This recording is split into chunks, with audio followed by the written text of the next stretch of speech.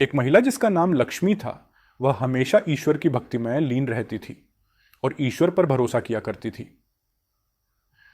उसके जीवन की सबसे अनोखी बातें थीं कि वह रोजाना मंदिर जाकर पूजा किया करती थी, चाहे वह अपने शहर में हो, गांव में हो या विदेश में हो। जब वह विदेश घूमने के लिए गई तो उसने अपने होटल के आसपास मंदिर खोजना शुरू किया। उसे पता चल गया कि कुछ दूरी पर भगवान का मंदिर है। दूसरे दिन की सुबह वह उस मंदिर में गई तो उसने देखा कि वहां पर लोग पूजा आरती कम करते हैं एवं फोन में ज्यादा व्यस्त रहते हैं एवं फोटोज वगैरह खींचते रहते हैं। उसे यह सब देखकर बहुत ही ज्यादा अजीब लगा और उसने इसे ईश्वर का अपमान समझा। वह पूजा करने के बाद पंडित जी के पास गई और उसने कहा कि पंडित जी, मुझे आपसे एक शिकायत है। पंडित जी ने उस महिला से कहा, क्या हुआ? लक्ष्मी ने कहा, पंडित जी, मंदिर में भगवान की पूजा की जाती है, यह पवित्र स्थान है। यहां पर मैंने देखा लोगों को कि वह ईश्वर की भक्ति में कम, यहां पर फोटोज खींचने में ज्यादा व्यस्त हैं।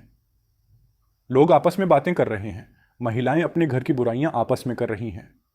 लक्ष्मी ने पंडित जी से कहा, मंदिर में यह सब करना भगवान के अपमान के बराबर है।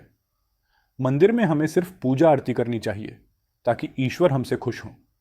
यह विदेशी था, इसलिए पंडित जी जानते थे कि यहां पर यह सभी चीज सामान्य है, परंतु लक्ष्मी के मन को शांत करने के लिए लक्ष्मी का जवाब भी देना जरूरी था।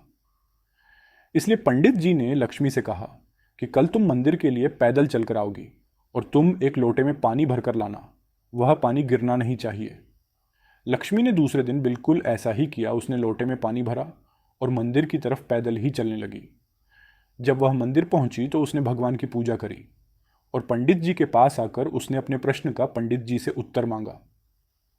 पंडित जी ने लक्ष्मी से कहा, जब आज तुम मंदिर आई तब क्या तुमने किसी को घर की बातें करते हुए सुना और क्या तुमने किसी को फोटो खींचते हुए देखा? लक्ष्मी ने जवाब देते हुए कहा, नहीं पंडित जी, मेरा पूरा ध्यान मेरा लोटे पर था ताकि वह गिर ना जाए।